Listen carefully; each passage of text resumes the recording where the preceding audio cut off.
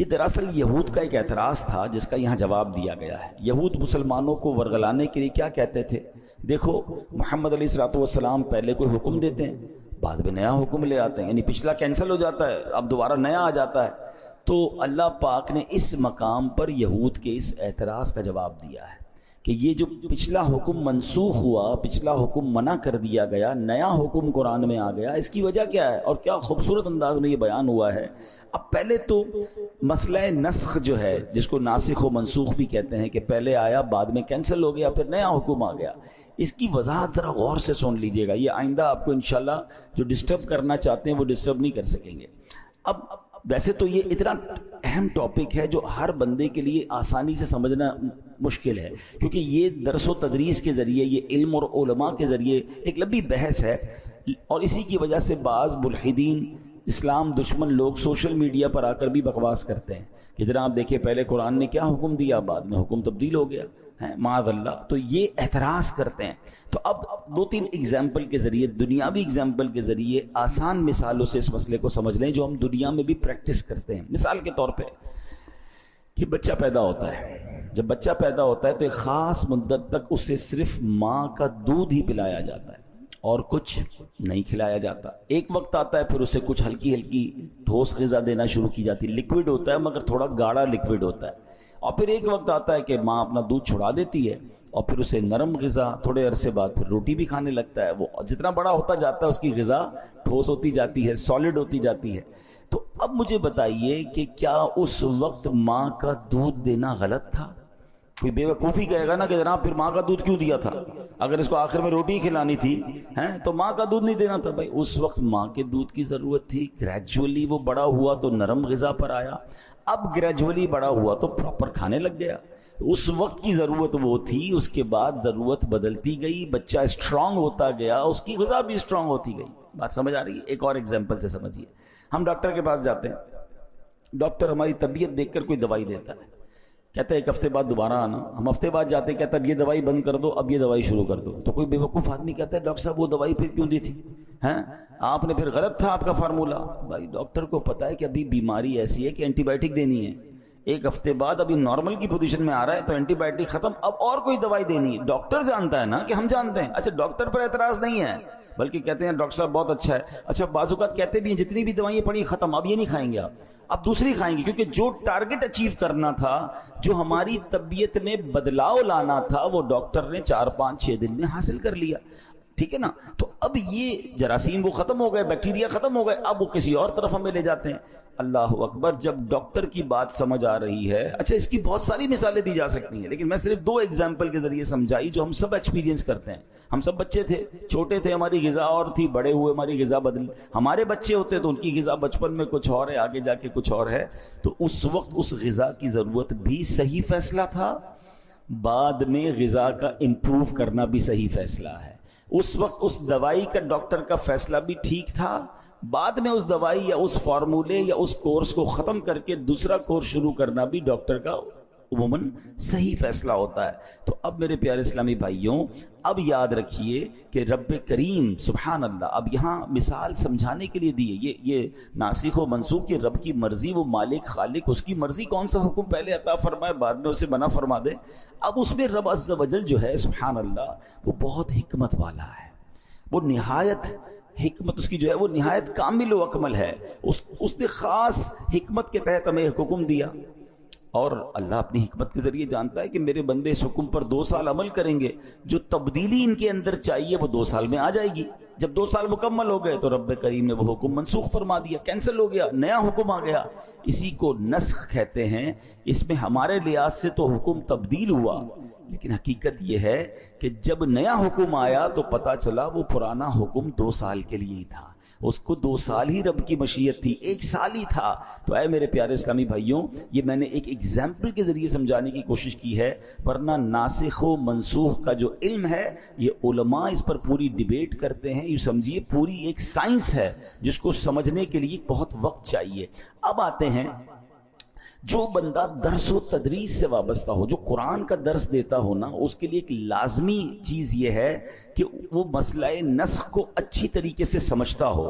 کہ کون سی آیت پہلے نازل ہوئی، کون سی بعد میں نازل ہوئی، کس حکم کو منسوخ کر دیا گیا، کون سا حکم ابھی باقی ہے، یہ تفصیلات معلوم ہونی چاہیے.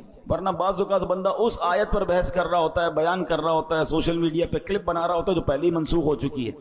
تو یہ ہر بندے سے علم دین نہیں سیکھنا چاہیے جو اس نالج کا ماہر ہو. قرآن کو بیان کرنا ہر بندے کا کام نہیں ہے. اب دیکھیے الحمدللہ ہمارے پاس، آپ نے دیکھا ہوگا میں جب بھی بیان کرتا ہوں یا ہمارے امام صاحبان کرتے ہیں وہ لکھا ہوا بیان ہوتا ہے. اگر ہم مفسر قرآن نہیں ہیں تو ہم پر اب یہ لازم ہے کہ مفسر قرآن اور صحیح العقیدہ مفتی نے جو لکھ کر دیا وہ بیان کریں. ہیں اپنی طرف سے جناب قرآن پاک کی کوئی بھی آیت کھولی اور ترجمہ تفسیر کرنا شروع کر دی، یہ تو بندے کو ہلاک کر دیں گے.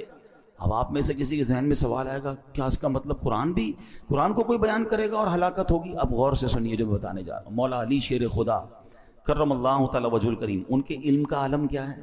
ہیں ان کے علم کی تو مطلب اس کی دلیل دینے کی ضرورت نہیں، نبی پاک کا یہ جملہ ہی کافی ہے کہ میں علم کا شہر ہوں اور علی اس کا دروازہ ہے. آپ کیسے عالم تھے نا. سنیں مولا علی کا کیا زبردست مائنڈ سیٹ تھا.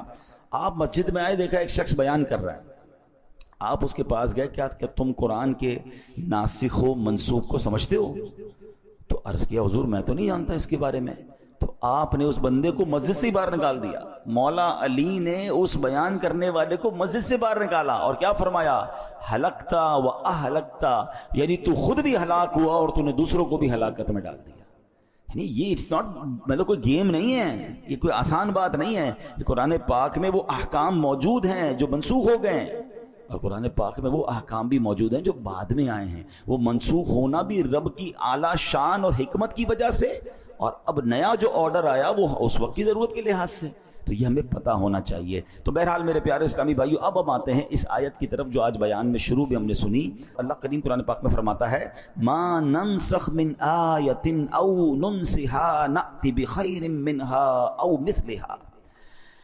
اور جب ہم کوئی آیت منسوخ کرتے ہیں یا لوگوں کو بھلا دیتے ہیں تو اس سے بہتر اس جیسی اور آیت لے آتے ہیں. یعنی اللہ پاک جو بھی حکم منسوخ فرماتا ہے اس کی جگہ ایسا حکم نازل فرماتا ہے جو پہلے والے حکم سے زیادہ آسان، بندوں کے حق میں زیادہ ثواب والا، اس سے بہتر ہوتا ہے. یہ اسی کی مثل نیا حکم نازل فرما دیتا ہے.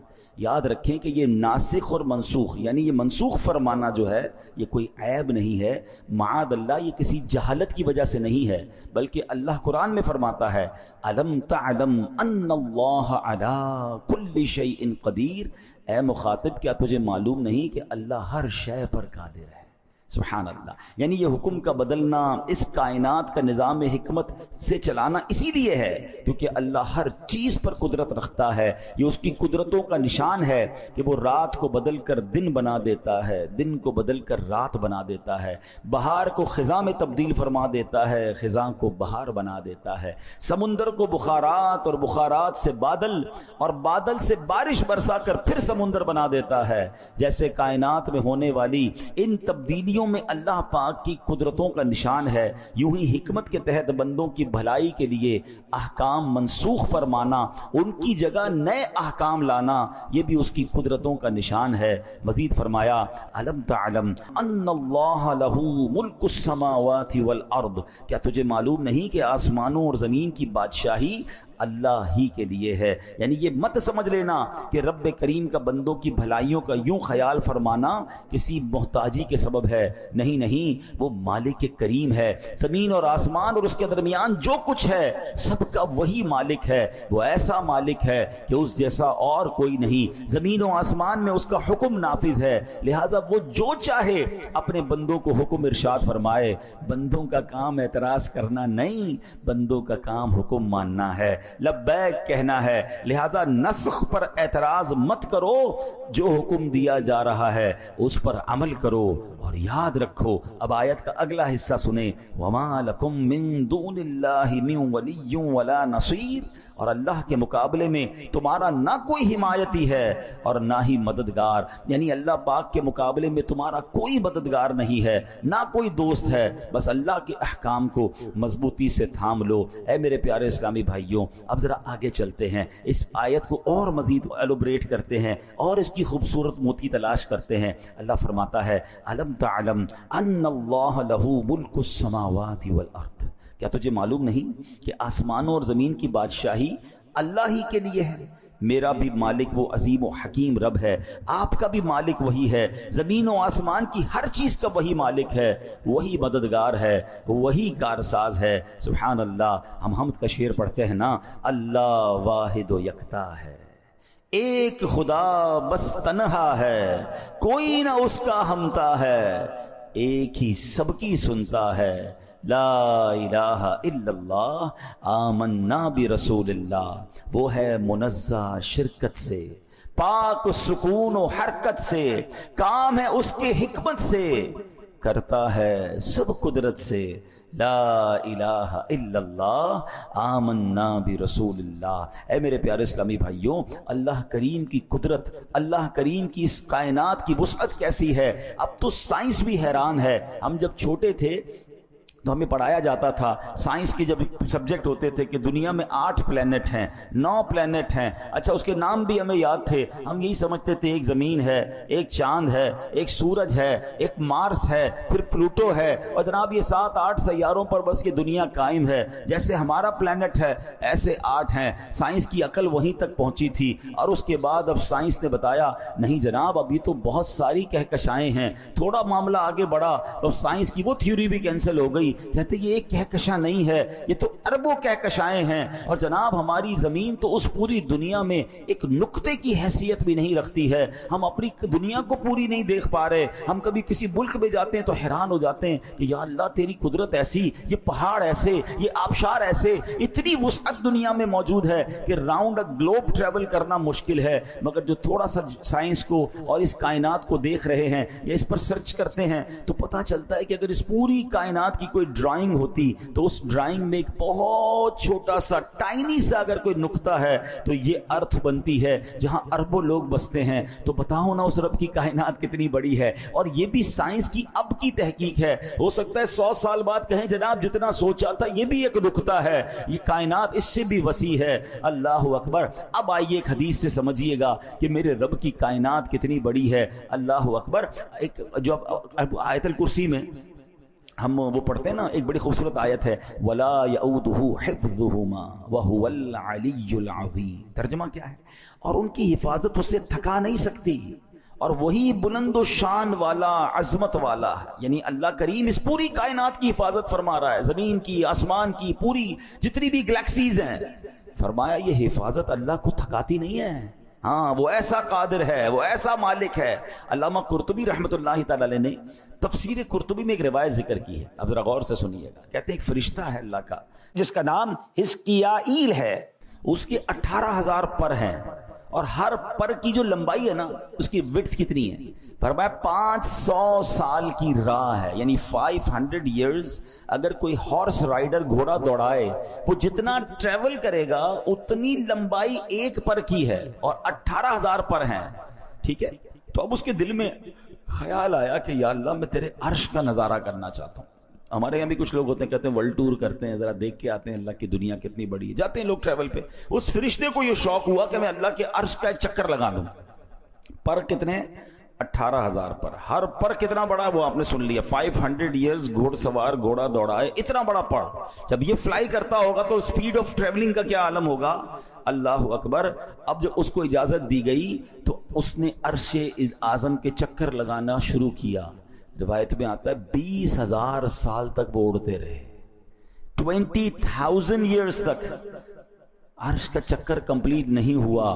اللہ اکبر۔ اللہ پاک نے اس کے پر ڈبل کر دیے، 18,000 تھے 36,000 کر دیے، طاقت بھی دگنی کر دی، اسپیڈ بھی ڈبل کر دی ہیں۔ اب غور کریں کتنی اسپیڈ بڑھ گئی؟ فرمایا مزید 30,000 سال تک وہ اڑتے رہے، مگر عرش الہی کا پورا راؤنڈ نہ کر سکے، اللہ کے عرش کو پورا کمپلیٹلی نہ دیکھ سکے۔ اللہ اکبر۔ 50,000 ایئر بعد اللہ فرماتا ہے اے حزقیائیل، اگر تم قیامت تک اڑتے رہو پھر بھی میرے عرش کا مکمل چکر نہیں لگا سکو گے۔ حضرت حزقیائیل علیہ السلام نے یہ بات سنی تو ادب سے کہا سبحان ربی العالی، میرا رب بلند و بالا ہے۔ اے میرے پیارے اسلامی بھائیوں، یہ ہے میرے رب کی شان، یہ ہے اس کی قدرت کی وسعت، اور یہ ہماری سوچ سے ورا ہے۔ اب جو سائنس کے اسٹوڈنٹ ہیں نا، ان کو یہ بات اب سمجھ آنے لگی ہے کہ what is beyond the imagination. کچھ لوگوں کو ہم پہلے کہتے تھے نا کہ اللہ کی قدرت سمجھ میں نہیں آ سکتی، تو بحث کرتے تھے، یار سمجھ میں تو ہر چیز آتی ہے، تھیوری ہونی چاہیے، سائنس ہونی چاہیے، everything will be possible. آپ بتائیں، ہمیں سمجھائیں۔ ہم کہتے قدرت سمجھ نہیں آتی۔ کوئی کہتا جناب ابے یہ فلاں چیز بتائیں، جنت میں نعمتیں کیسی ہوں گی؟ ہم کہتے ہیں بیونڈ امیجنیشن، کیونکہ حدیث پاک میرے آقا نے فرمایا، نہ کسی آنکھ نے دیکھا، نہ کسی کان نے سنا، نہ کسی دل کا گمان گزرا۔ یعنی جنت کی نعمتیں ایسی ہیں جس کے بارے میں آپ سوچ بھی نہیں سکتے، سوچ سے بڑھ کر اللہ نے وہ نعمتیں دی ہیں۔ تو ذرا زیادہ پڑھ لکھ لیتا ہے نا آدمی، تو کہتا ہے ایسا کیسے ہو سکتا ہے؟ کچھ تو ہوگا، امیج تو بنانے دیں، سوچنے تو دیں۔ اب سائنس نے پروف کر دیا کہ آج سے 50 سال پہلے جو سائنس سوچتی تھی اس سے جناب سب کچھ باہر نکل گیا۔ اب بلیک ہول دریافت ہوئے، اب کہکشائیں دریافت ہوئیں، اور سائنس کہتی پچھلی ساری تھیوری بیکار، جناب دنیا تو اس سے بہت بڑی ہے۔ اب ہو سکتا ہے اگلے 50-100 سال بعد آپ کو کہا جائے کہ 2025 میں جو ہم بات کرتے تھے وہ ساری باتیں غلط تھیں، دنیا اس سے بھی بڑی ہے۔ اور ایسا ہی ہے، میرے رب کی کائنات کے کناروں کو، اس کی وسعتوں کو کون دیکھ سکتا ہے؟ تو یہ بات ہمیں سبحان اللہ قرآن و حدیث کے ذریعے مل رہی ہے کہ میرا رب کتنا عظیم ہے۔ بے ساختہ زبان سے نکلتا ہے سبحان ربی العالی، اللہ اکبر، بس ایک دل میں الحمدللہ۔ وہ اس کو کہتے ہیں نا ایمان کی، جو جس کو کہیں کہ یہ ہمارے ایمان کی طاقت اور ایمان کا یقین ہونا چاہیے کہ میرا رب سبحان اللہ، یہ تو جتنی بڑی کائنات ہے نا، وہ چاہے تو کن فرما کر ایسی ہزارہا دنیایں اور بنا سکتا ہے۔ ہاں یاد رکھیے، ان اللہ علی کل شیء قدیر۔ تو اے میرے پیارے اسلامی بھائیوں، اب ہمارے دل کو ڈھارس بن رہی ہے نا کہ جب ایسے عظیم مولا کے ہم بندے ہیں نا، تو پھر چھوٹے چھوٹے معاملات میں گھبرایا نہ کریں۔ ہاں ہمارے لیے بعض اوقات معاملہ بڑا ہوتا ہے، میرے رب کے لیے کچھ بھی نہیں ہے۔ ہاں کیوں کر نہ میرے کام بنے غیب سے حسن، کیوں کر نہ میرے کام بنے غیب سے حسن، بندہ بھی ہوں تو کیسے بڑے کارساز کا۔ اس عظیم مولا کا بندہ ہو کر پھر ہم گھبراتے ہیں، پھر ہم ٹینشن میں آ جاتے ہیں، پھر ہم دنیا والوں کے چکر لگاتے ہیں۔ زندگی کا ایک اصول بنا لیں، اپنے کام سپرد کریں اپنے رب کے۔ پرابلم میں آ گئے کہ اللہ مالک ہے، وہ اللہ ہے ہی، جب مالک ہی وہی ہے، کریم بھی وہی ہے، خالق وہی ہے، اس پوری کائنات کو چلا رہا ہے، تو میرے پرابلمز اس کے لیے کچھ بھی نہیں ہے۔ بس پرابلم یہ کہ میرا اس سے کنیکشن لوز ہو جاتا ہے، میرا رابطہ کم ہو جاتا ہے، میرا بھروسہ ہل جاتا ہے، یقین شیک ہو جاتا ہے۔ اب یقین کریں، جس کا رب پر بھروسہ مضبوط ہو جائے نا، اس کے کام کیسے غیب سے بنتے ہیں۔ آئیے میں آپ کو 1-2 واقعات سناتا ہوں۔ کچھ لوگ پریشانی میں ہوں گے، قرضے میں ہوں گے، کسی ڈیفیکلٹی میں ہوں گے، گھبرا جاتے ہیں اور جناب بڑے پریشان ہو جاتے ہیں، ڈپریشن میں چلے جاتے ہیں۔ اب 2-3 باتیں سنیے گا۔ جو اللہ پر بھروسہ رکھتے ہیں نا، اللہ سے مدد مانگتے ہیں، دیکھو ان کے کام کیسے بنتے ہیں۔ خادم رسول حضرت انس بن مالک رضی اللہ تعالیٰ فرماتے ہیں، نبی پاک علیہ السلام نے فرمایا، ایک صحابی بہت متقی اور پرہیزگار تھے، تجارت کیا کرتے تھے، ایک ملک سے دوسرے ملک مال لے جاتے تھے، دوسرے ملک سے مال لے کر آتے تھے۔ دوران تجارت سفر پر روانہ ہوئے تو ایک جنگل سے جانا گزر ہوا، تو ایک شخص آیا، اس نے جنگی لباس پہنا ہوا تھا، ہاتھ میں تلوار تھی، اور آپ کا سارا سامان لے لیا تجارت کا، اور کہا قتل ہونے کے لیے تیار ہو جاؤ۔ یہ سن کر صحابی نے کہا کہ مال تم نے لے لیا ہے، سارا مال لے لو، مجھے قتل کیوں کر رہے ہو، مجھے جانے دو۔ تو کہا میں تمہیں مال بھی تمہارا لوں گا اور تمہیں قتل بھی کر دوں گا۔ وہ جو شخص تھا، ڈاکو جو تھا، وہ بڑا ظالم تھا۔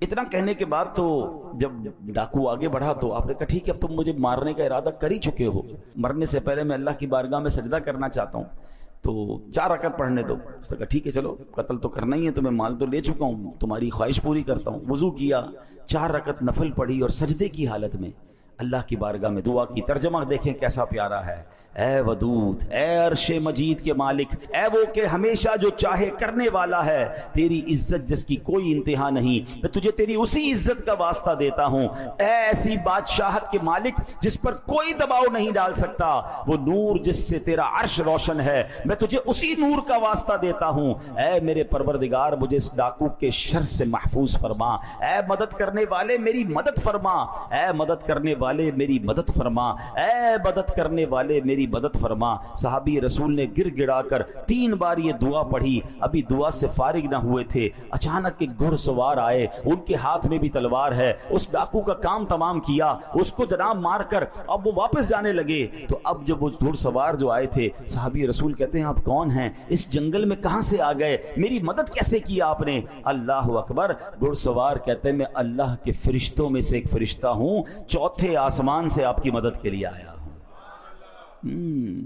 ہمیں لگتا ہے کہ کون مدد کرے گا، میں تو پھنس گیا، مجھے تو گھیر لیا گیا، مجھے تو دبا دیا گیا، دیوار سے لگا دیا گیا ہے، قرضہ میرا بڑھ گیا ہے، سارے لوگ میرے پیچھے پڑ گئے، میں کیسے نکلوں گا؟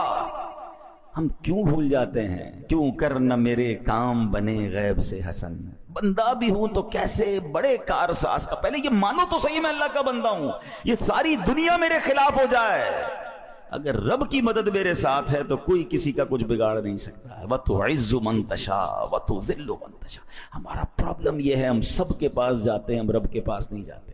اچھا، یہ جو دعا ہے، حضرت انس بن مالک فرماتے ہیں جو شخص وضو کرے 4 رکعت پڑھ کر انہی کلمات کے ذریعے دعا کرے جن کلمات سے اس صحابی نے دعا کی، تو وہ دعا بھی قبول ہو جاتی ہے۔ تو یہ دعا بھی آپ چاہیں تو اس کو انشاءاللہ دے لیجئے گا، اور یہ ہے اللہ سے بھروسہ کرنا اور اللہ کی بارگاہ میں دل سے پکارنا۔ تو اللہ کرے کہ ہمیں یہ بات سمجھ آ جائے۔ حجاج بن یوسف، اچھا انہی انس بن مالک کا بھی واقعہ ہے کہ یہ حجاج بن یوسف جو تھا نا بڑا ظالم بادشاہ تھا، اس کو حضرت انس بن مالک سے ایک طرح سے دشمنی تھی کہ کسی طرح ان کو پکڑ کے معاذ اللہ ان کو شہید کر دوں گا۔ بڑے عرصے بعد حضرت انس بن مالک کو پکڑ لیا، کہ پتہ آج میں تمہارا کیا حل کرنے والا ہوں۔ تو اس نے کہا کہ نہیں، میں تو تمہیں قتل کر دوں گا۔ حضرت انس مالک کہا تو تم کچھ بھی نہیں کر سکتے۔ کہا کیوں نہیں کر سکتے؟ کہ میں نبی پاک نے مجھے ایک دعا سکھائی ہے، میں وہ دعا پڑھ چکا ہوں، تم میرا کچھ بھی نہیں بگاڑ سکتے۔ وہ دعا بہت لمبی ہے، مگر اس میں ایک حصہ یہ بھی ہے جو قرآن مجید میں ہے، بے شک میرا مددگار اللہ ہے جس نے کتاب اتاری اور وہ صالحین کو مدد کرتا ہے۔ حضرت انس بن مالک نے یہ کہا، حجاج بن یوسف نے آپ کو چھوڑ دیا۔ اس کے ساتھی کہتے ہیں اتنے عرصے سے انتظار کر رہے تھے کہ حضرت انس بن مالک آئیں گے، تم پکڑو گے، معاذ اللہ انہیں قتل کرو گے، تم نے ویسے ہی چھوڑ دیا۔ کہا جب یہ مجھ سے بات کر رہے تھے نا تو میں نے دیکھا کہ ان کے کاندھے پر 2 شیر بیٹھے ہیں، مجھے ایسا لگتا تو لپک کے مجھے چیر پھاڑ کے رکھ دیں گے، اس لیے میں نے اپنی جان بچائی اور انہیں چھوڑ دیا۔ تو پتہ چلا کہ رب کی مدد جب شامل حال ہوتی ہے، اللہ پر بندے کا بھروسہ ہوتا ہے، وہ دل سے رب کو پکارتا ہے تو غیب سے مدد ضرور آتی ہے۔ پرابلم اگین وہی ہے کہ وہ کنیکٹیوٹی، اب کسی کا سافٹ ویئر ہی اپڈیٹ نہیں ہے، کسی کا جناب کنیکشن ہی ٹھیک نہیں ہے، موبائل کے سگنل نہیں آتے، تو ہم کیا کہتے ہیں یار بات پراپر نہیں ہو رہی ہے، ہمارے سگنل کمزور ہو گئے ہیں۔ اللہ کی بارگاہ میں جو رابطہ ریکوائرڈ ہے نا وہ ہمارا کمزور ہے۔ یعنی ہم میں سے کئی لوگ پتہ کیا کہتے ہیں، یار میں وظیفہ پڑھ لیتا ہوں، پتہ نہیں کام ہوگا کہ نہیں ہوگا، چلو دعا کر لیتے ہیں لیکن لگتا نہیں ہوگا۔ آپ ابھی سے لکھ لیں نہیں ہوگا۔ ہاں، دعا کی قبولیت کے لیے ریکوائرڈ یہی ہے کہ یقین کامل ہو کہ جس سے مانگ رہا ہوں وہ دینے والا ہے اور وہ ضرور مدد فرمائے گا۔ وظائف کی دنیا میں بھی جتنے وظیفے آپ نے پڑھتے ہیں یا پڑھنے کا کہا جاتا ہے، تعویذ کا بھی معاملہ یہی ہے کہ آپ کا یقین ہوگا آپ کا مسئلہ ضرور حل ہوگا۔ ہم نے کینسر کے مریض ٹھیک ہوتے دیکھے اور ہمارا بخار بھی نہیں جاتا، کیوں کہ ان کا یقین تھا۔ دعا کرنے والے کا جب یقین ہو جاتا ہے نا تو پھر اللہ اس کو اس کے گمان سے زیادہ بہتر عطا فرماتا ہے۔ پہلے بھی کئی بار یہ واقعہ سنا ہے لیکن چلیں آج موضوع ہے، ایک شہر میں گاؤں میں بارش نہیں ہو رہی تھی، تو جب بارش نہیں ہو رہی تھی تو لوگوں نے کہا مل کے دعا کرتے ہیں۔ ہزاروں لوگ جمع ہو گئے، کئی سالوں سے بارش نہیں ہوئی تھی، کھیت بھی سوکھ گئے تھے، سارے جو ہے وہ مویشی بھی پیاسے تھے۔ جب دعا کی تو ایک نوجوان جو چھتری لے کر آیا، سب لوگ مذاق اڑانے لگے کہ اللہ کے بندے، سارے گاؤں میں کئی عرصے سے بارش نہیں ہوئی، تم چھتری لے کر آئے ہو۔ کہا مانگنے کس سے آیا ہوں؟ اللہ سے مانگنے، بارش تو اسی نے دینی ہے، بارش ہوگی تو کیا بھیگتے ہوئے واپس جاؤں گا؟ علماء کہتے ہیں دعا شروع ہوئی اور موسلا دھار بارش ہونا شروع ہو گئی، سارے گاؤں کے لوگ بھیگتے ہوئے جا رہے ہیں، وہ نوجوان اپنی چھتری کے سائے میں جا رہے ہیں۔ وہ یقین چاہیے۔ شاعر مشرق ڈاکٹر اقبال نے کہا نا، اگر آج بھی ہو ابراہیم سا ایمان پیدا، ایک ہی کنڈیشن چاہیے، ابراہیم، حضرت ابراہیم جیسا ایمان مل جائے نا، اگر آج بھی ہو ابراہیم سا ایمان پیدا، آگ کر سکتی ہے انداز گلستان پیدا۔ آج بھی آگ باغ بنے گی، حضرت ابراہیم کے لیے بنی تھی نا، آپ کے لیے بھی بن سکتی ہے۔ کیسے؟ وہ والا ایمان بھی تو لائیں, وہ یقین تو لائیں نا. ایک بڑی خوبصورت بات علماء کہتے ہیں, سب کو پتا ہے کعبے کے سامنے جب جائیں جو دعا مانگی کیا ہوتا ہے, قبول ہوتی ہے. ٹھیک ہے, ایک تو وجہ اتنا بڑا اللہ کا گھر کعبہ. ایک اور وجہ بھی جو بڑی خوبصورت حکمت والی علماء بیان کرتے ہیں, فرماتے کعبے کو دیکھ کر جو تمہارے دل کی کیفیت بنتی ہے نا, ہر بندے آپ دیکھیں جو کعبے کو پہلی بار دیکھتا ہے آنسو نکل آتے ہیں, بندہ اپنے آپ کو بڑا حقیر فیل کرتا ہے, شرم آتی ہے, ایک عجیب رکت طاری ہو جاتی ہے. بڑی کمال کی بات فرمائی, کہا دعا کی قبولیت کا تعلق اس کیفیت سے ہے. وہ کیفیت تمہاری گھر میں بن جائے, تمہاری گھر میں بھی دعا قبول ہو جائے گی. وہ کنیکٹیوٹی ہے, کعبہ دیکھتے ہی آپ کنیکٹ ہو جاتے ہیں, کنیکٹ ہوتے ہیں, دعا قبول ہو جاتی ہے. وہی کنیکشن اگر آپ کا یہاں ہو جائے, وہ اللہ سے تعلق, وہ رکت قلبی, وہ سوز, وہ گداز, وہ رونا, وہ گڑگڑانا, آپ دنیا میں کہیں ہیں, کعبے کے سامنے نہیں ہے. آپ وہ کیفیت آپ پر طاری ہوئی, آپ کی دعا قبول ہو جائے گی. تو یہ بات سمجھنی ہے کہ میں اس رب کا بندہ ہوں جس کی کائنات وسیع, جس کی قدرت کا کوئی کنارہ نہیں, تو میرا مسئلہ اس کے لیے کچھ بھی نہیں ہے. اللہ مالک ہے, اللہ خالق ہے. بس یہ بھروسہ اگر دل میں ہو گیا تو اے میرے پیارے اسلامی بھائیوں, معاملہ آسان ہو جائے گا. اب اس آیت کا آخری جز سمجھ کر بیان کو ختم کرتے ہیں. اللہ نے فرمایا وَمَا لَكُم مِّن دُونِ اللَّهِ مِن وَلِيٌّ وَلَا نَصِيرٌ. اللہ کے مقابلے میں تمہارا نہ کوئی حمایتی ہے اور نہ ہی مددگار. اب ایک سادہ سا سوال ہے, قرآن تو کہہ رہا ہے کہ اللہ کے علاوہ جو ہے, اللہ کے مقابلے میں تمہارا کوئی مددگار نہیں. مگر اگر میں آپ سے پوچھوں کہ کیا دنیا میں کسی سے مدد نہیں لیتے, تو آپ کہتے ہیں ہم تو روز مدد لیتے ہیں. کھانا کوئی کھلاتا ہے, پانی کوئی پلاتا ہے, ملازم بھی ہمارا کام کر دیتا ہے, کسی عالم کے پاس جا کر مدد لیتے ہیں کہ ہمارا شرعی مسئلہ بیان کر دیں, تو یہ بھی تو مدد ہے. تو پھر اللہ پاک نے کیوں فرمایا کہ وَمَا لَكُم مِّن دُونِ اللَّهِ مِن وَلِيٌّ وَلَا نَصِيرٌ. اللہ کے مقابلے میں تمہارا نہ کوئی حمایتی ہے اور نہ کوئی مددگار. اس آیت کو سمجھنا ہوگا. اسی آیت کو انٹرپریٹ کر کے لوگ جو ہے وہ ہمارے عقائد اور دیگر چیزوں کو ڈسٹرب کرتے ہیں. اب ذرا سمجھیے, غیر اللہ کی دو قسمیں ہیں. ایک ہے دون اللہ, یعنی جو اللہ پاک کے دشمن ہیں, اور دوسری قسم ہے عباد اللہ یا اولیاء اللہ, یعنی جو اللہ پاک کے بندے, اللہ پاک کے دوست ہیں. اللہ کریم نے جہاں جہاں بھی غیر اللہ کی مدد کا انکار کیا وہاں دون اللہ کا لفظ استعمال ہوا. مطلب یہ کہ اللہ پاک کا کوئی بھی دشمن اللہ پاک کے مقابلے میں کسی کی کوئی مدد نہیں کر سکتا. اللہ پاک چاہے تو بندے کو شفا نہیں ملنی تو کوئی غیر اللہ دون اللہ کچھ بھی کر لے, بندے کو شفا نہیں ملے گی. اور اللہ پاک چاہے بندے کو شفا ہونی ہے تو کوئی غیر اللہ دون اللہ ساری دنیا مل کر کسی بندے کو بیمار نہیں کر سکتی. یہ دون اللہ اور عباد اللہ کا فرق سمجھنا ہوگا. اب مثال کے طور پہ قرآن سے ہی مثال سمجھا دیتا ہوں, ٹھیک ہے, تاکہ کلیئر ہو جائے گا. ان الذین تدعون من دون اللہ لن یخلقوا ذبابا ولو اجتمعوا لہ. اللہ قرآن میں فرماتا ہے بے شک اللہ کے سوا جن کی تم عبادت کرتے ہو ہرگز ایک مکھی بھی پیدا نہیں کر سکیں گے اگرچہ سب اس کے لیے جمع ہو جائیں.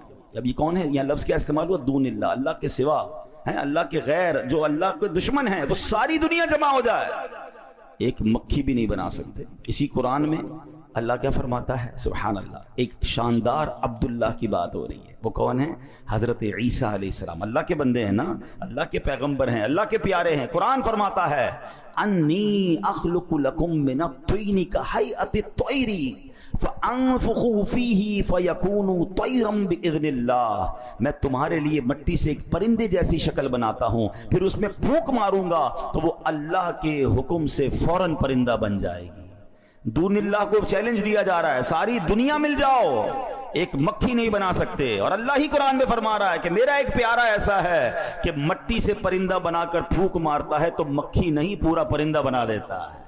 دس از دا ڈفرنس. وہی بات ہے کہ قرآن کی ایک آیت پڑھ کے آپ انٹرپریٹ کر دیں کہ دیکھو قرآن کہتا ہے اللہ کے سوا کوئی مددگار نہیں. بالکل اللہ کے سارے دشمن مل جائیں کسی کی کوئی مدد بھی نہیں کر سکتے, کسی کا بگاڑ بھی نہیں سکتے, مگر میرا رب اپنے پیاروں کو, اللہ اپنے حبیبوں کو, اپنے چاہنے والوں کو, اپنے بندوں کو جب چاہے جو اختیار عطا فرمائے. ہاں یہ بات ہمیشہ ماننی ہے کہ اگر اللہ کا کوئی پیارا مدد کرتا ہے, اللہ کے کسی پیارے کو اتھارٹی ہے تو وہ رب کی طرف سے ہے, اس کا اپنا کچھ نہیں ہے. شرک یہ ہوتا ہے کہ کوئی کہے جناب وہ اپنی مرضی سے عطا فرماتے ہیں, اپنی مرضی سے مدد کرتے ہیں. نہیں جناب, الحمدللہ ہمارا عقیدہ یہ ہے ہر ولی, ہر صحابی, ہر نبی وہ اللہ کا محتاج ہے, اللہ کسی کا محتاج نہیں. ہاں رب جسے چاہے اختیار دے, رب جسے چاہے اتھارٹی دے, اور یہ قرآن میں جا بجا واقعات موجود ہیں. تو اے میرے پیارے اسلامی بھائیوں, اگر قرآن کو عشق رسول, عشق صحابہ, عشق اولیاء کی نظر سے پڑھیں گے تو صحیح عقائد سمجھ آئیں گے. تو بہرحال آج کے بیان میں ہمیں دلاسا بھی ملا ہے, اللہ کتنا عظیم مالک ہے یہ بھی سنا ہے. تو اپنے پرابلمز اللہ کے سپرد کر دیں. آخر میں ایک آپ کو وظیفہ بتانا چاہتا ہوں, زندگی میں اس کو یاد کر لیں. اگر آپ کسی پرابلم میں ہیں, بیماری میں ہیں, قرضے میں ہیں, مشکل میں ہیں, ٹینشن میں ہیں, آپ اللہ کی بارگاہ میں قرآن ہی کے ذریعے یہ عرض کرنے کی عادت ڈال دیں, وَأُفَوِّضُ أَمْرِي إِلَى اللَّهِ إِنَّ اللَّهَ بَصِيرٌ بِالْعِبَادِ. یہ آیت کا جز یاد کر لیں اور یقین کریں, جس کو کہتے ہیں نا ٹھنڈک ہو جاتی ہے. اس کا معنی کیا ہے؟ میں اپنے معاملات اللہ کے سپرد کرتا ہوں. اللہ اپنے بندوں کو دیکھ رہا ہے. کوئی آ کے کہتے نا یار میں نے فائل جمع کرا دی ہے وزیر اعلیٰ کے پاس, میں گیا تھا گورنر کے پاس جمع کرا کے آ گیا, بھائی میری بڑی سورس ہے, میں فلاں دفتر میں اپنی فائل جمع کروا کے آیا ہوں. حالانکہ وہ فائلیں پتہ نہیں وہاں دبی جاتی ہیں, پھر بھی تھوڑی بہت تسلی ہو رہی ہوتی ہے ان کو کہ یار فائل فلاں جگہ پہنچ گئی ہے. آئے ہائے, ہمیں تو رب خود فرما رہا ہے نا, قرآن میں یہ وظیفہ دیا ہے, وَأُفَوِّضُ أَمْرِي إِلَى اللَّهِ. میں اپنے کام اپنے رب کے سپرد کرتا. اللہ کو کہیں اللہ تھک گیا لوگوں کے پاس, کھائے دھکے, لوگ مدد نہیں کرتے, لوگ مذاق اڑاتے ہیں. ہاں دنیا والوں کو مت بتائے کرو اپنے مسائل. ہمیں لگتا ہے یہ میرا خیر خواہ ہے, میرا مددگار ہے, آپ کو چائے بھی پلائیں گے, آپ سے باتیں بھی کریں گے. آپ کے جانے کے بعد پیچھے لوگوں سے باتیں کرتے ہیں, آیا تھا میرے پاس فلاں مسئلے میں پھنسا ہوا ہے, اس کا تو یہ پرابلم ہے, اس کا تو یہ مسئلہ ہے. انجوائے کرتے ہیں لوگ. اللہ سے کہو نا, جب خالق ہی وہی ہے, مددگار ہی وہی ہے, وَأُفَوِّضُ أَمْرِي إِلَى اللَّهِ. اے اللہ میرے سارے کام تیرے سپرد کرتا ہوں. إِنَّ اللَّهَ بَصِيرٌ بِالْعِبَادِ. اللہ اپنے بندوں کو دیکھتا ہے, وہ اپنے بندوں کو دیکھ رہا ہے. اور آپ یقین کریں جب دل سے آپ نے اپنا سب کچھ اللہ کو سپرد کر دیا نا, کہ اللہ میری بیماری بھی تیرے حوالے, میرا کاروبار بھی تیرے حوالے, میری فیملی بھی تیرے حوالے, میرے معاملات بھی تیرے حوالے, جو مجھے ستا رہے مولا یہ بھی تیرے حوالے, میں نہیں لوں گا بدلہ مالک, میں نے سب تیرے حوالے کیا. تو جو میرے لیے فیصلہ فرمائے میرے مالک میں راضی. اگر تیرا فیصلہ یہ ہے کہ میں دکھ میں رہوں تو مولا میں اس دکھ میں بھی راضی. اے اللہ تیرا فیصلہ یہ ہے کہ میں تکلیف میں رہوں, تو خالق, تو مالک, میں اس تکلیف میں بھی راضی. جس دن اس لیول پر آپ پہنچ گئے, پھر دیکھیں آپ کے کام کیسے غیب سے بنتے ہیں. ہمارا پرابلم یہ ہے, ہم اللہ سے بھی کنڈیشن کرتے ہیں, اے اللہ ایسا بنا دے, اے اللہ ایسا گھر چاہیے, اے اللہ یہ والی زندگی چاہیے. ایک بندہ وہ ہے جو اللہ سے کہتا ہے اللہ جس میں میں راضی مجھے وہ دے دے. جو اللہ والے ہوتے ہیں نا وہ اللہ سے کہتے ہیں مولا جس میں تو راضی میں بھی اس میں راضی. ہاں جس دن یہ نصیب ہو گیا نا, حضرت ابراہیم نے اللہ سے کہا نہیں تھا آگ بجھا دے, فرشتوں نے آ کر کہا تھا ابراہیم اللہ سے تو کہو نا, ہم سے نہیں کہہ رہے, اللہ سے کہہ دو. کیا شاندار جواب دیا تھا. رب دیکھ رہا ہے نا, اگر اس نے آگ سے بچانا ہوگا تو بچا لے گا. اللہ تو دیکھ رہا ہے نا, اگر جلنا نصیب میں تو میں تیار ہوں. کیا لیول تھا توکل کا. اللہ اس کا ذرہ عطا کر دے.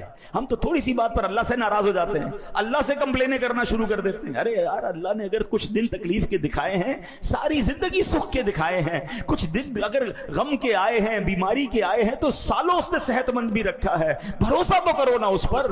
اللہ کی بارگاہ میں یہ کہنا سیکھ جاؤ, وَأُفَوِّضُ أَمْرِي إِلَى اللَّهِ إِنَّ اللَّهَ بَصِيرٌ بِالْعِبَادِ. اے اللہ میں اپنے سارے کام تجھے سونپتا ہوں, تو اپنے بندوں کو دیکھ رہا ہے. اے اللہ میں تیرے ہر فیصلے پر راضی ہوں, تو میرا خالق, تو میرا مالک, تو جس حال میں رکھے اس حال میں راضی ہوں. جس دن یہ کیفیت آپ کی بننا شروع ہوئی, آپ اپنی آنکھوں سے اپنے مسئلے انشاءاللہ حل ہوتے دیکھیں گے, رحمت الہی کا نزول ہوگا. اور اگر زندگی اسی طرح گزارنی رب نے لکھی ہے, میں اس پر بھی راضی ہوں, کیونکہ رب نے یہ بھی اس کی مشیت ہے. دنیا میں جن کو تکلیفیں زیادہ, دنیا میں جن کو دکھ زیادہ, دنیا میں جن کو ٹینشن زیادہ ہوتی ہے, اللہ پھر انہیں آخرت کی نعمتیں بہت زبردست طریقے سے نوازتا ہے. تو میرا رب جس میں راضی میں بھی اس میں راضی. اللہ یہ یقین مجھے بھی نصیب فرمائے, آپ کو بھی نصیب فرمائے. آمین بجاہ النبی الامین صلی اللہ تعالی علیہ وسلم.